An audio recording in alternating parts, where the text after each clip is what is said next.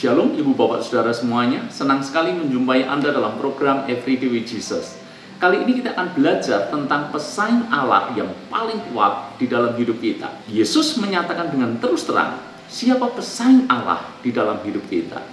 Matius pasal yang ke-6 ayat yang ke-24 dikatakan seperti ini.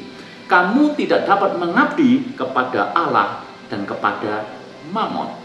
Alkitab mencatat, Yudas Iskariot, sekalipun dia murid Yesus yang dipilih sendiri oleh Yesus, bersama-sama dengan Yesus selama 3,5 tahun, tapi toh dia menjadi hamba uang. Dia mencuri uang kas dalam pelayanan Tuhan Yesus, bahkan dia juga menjual Yesus hanya demi 30 keping perak.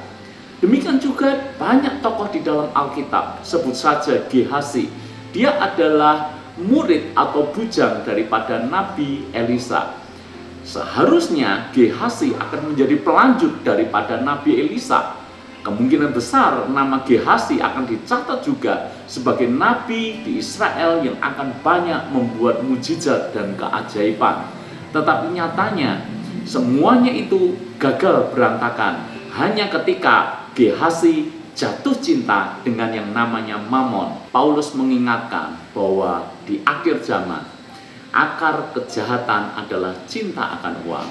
Paulus mengingatkan bahwa nanti banyak orang akan menjadi hamba uang. Nanti banyak orang menjadikan kekayaan uang segala-galanya di dalam hidupnya. Hal yang ingin saya sampaikan kepada Anda dan perlu untuk Anda renungkan. Jangan sampai kita terjebak dalam cinta akan uang. Bahkan kita tidak menyadari bahwa selama ini kita sudah melakukan praktek penyembahan berhala, yaitu menyembah dewa Mammon atau dewa uang. Ciri-cirinya apa?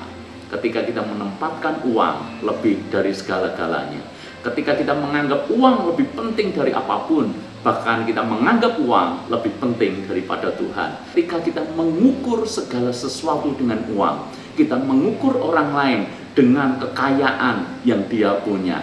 Sehingga ketika kita bertemu dengan orang kaya, kita menunduk-nunduk. Sebaliknya, ketika kita bertemu dengan orang miskin, kita meremehkan dan mengabaikannya. Penyembahan kepada berhala Mammon itu juga terlihat dari sikap hati kita yang gampang sekali dipengaruhi dengan yang namanya uang. Ketika ada uang, kita senang luar biasa. Tetapi ketika tidak ada uang, kita uring-uringan tidak jelas. Bahkan ketika kita beribadah di gereja, ketika kita mencari Tuhan, beribadah kepada Tuhan hanya dengan tujuan supaya kita diberkati, sesungguhnya itu juga merupakan ciri kita sudah jatuh di dalam penyembahan akan berhala.